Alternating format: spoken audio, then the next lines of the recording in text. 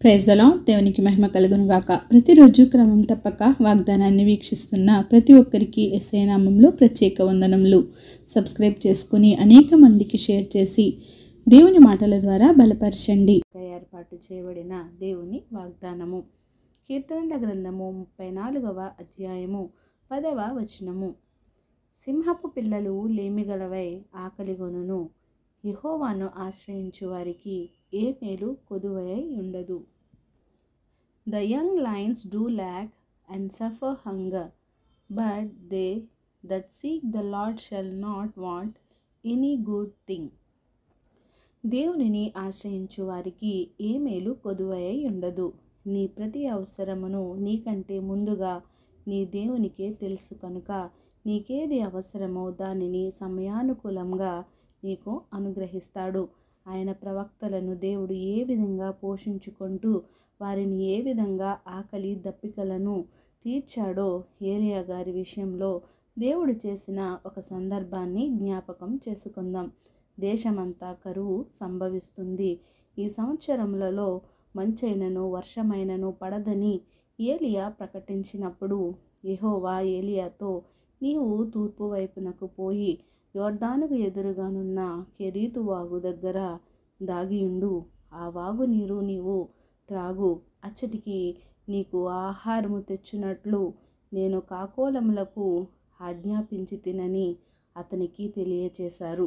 అతడు పోయి యెహోవా సెలవు చొప్పున యోర్దానునకు ఎదురుగానున్న కెరీతు వాగు దగ్గర నివాసము చేశాడు. అక్కడ కాకోలములు ఉదయమందు రొట్టెను మాంసమును, అస్తమయమందు రొట్టెను మాంసమును అతని యొద్దకు తీసుకొని వచ్చుచుండెను. అతడు ఆ వాగునీరు త్రాగుచూ వచ్చెను. కొంతకాలమైన తరువాత దేశములో వర్షము లేక ఆ వాగునీరు కూడా ఎండిపోయెను. ఇప్పటి వరకు దేవుడు ఏలియాను ఉదయము సాయంత్రము కాకోలములచే ఆహారము పంపి ఏలియాను ఆకలితో పస్తులు ఉంచకుండా దేవుడు అద్భుత రీతిలో పోషించారు.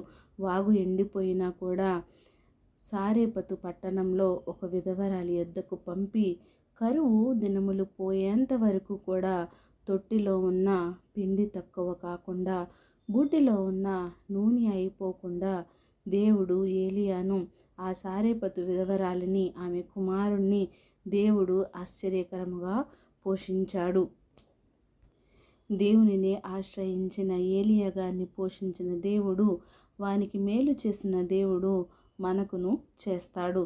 ఆయనను నమ్మిన వారిని విడిచిపెట్టేవాడు ఎంత మాత్రము కాదు. దేశమంతా కరువుతో ఉన్న ఆయన బిడ్డలను అద్భుత రీతిలో వారికి మేలు చేయవాడు. దేవునిని ఆశ్రయించు, ఆయనే నీకు మేలు చేయును గాక. ఆమెన్. చిన్ని ప్రార్థన. సకల ఆశీర్వాదాలకు కారణభూతుడైన మా ప్రియ పరలోకపు తండ్రి, మీరిచ్చిన వాగ్దానం నాకే వందనాలు దేవా. ఎవరైతే ఈ వాక్యాన్ని విన్నారో విని విడిచిపెట్టువారుగా కాకుండా వారి హృదయంలో భద్రపరుచుకుని వాక్యానుసారంగా జీవించే బ్రతుకులను ప్రతి ఒక్కరికి దయచేయండి దేవా. అవును ప్రభా, సింహపు పిల్లలైన లేమిగలవే ఆకలిగా ఉంటాయేమో కానీ నిన్ను నమ్మిన బిడ్డల్ని ఆకలితో ఉంచే దేవుడు కాదు, వారికి మేలు చేసే దేవుడు అని మరి ఒకసారి మాకు జ్ఞాపకం చేసినందుకు వందనాలు దేవా.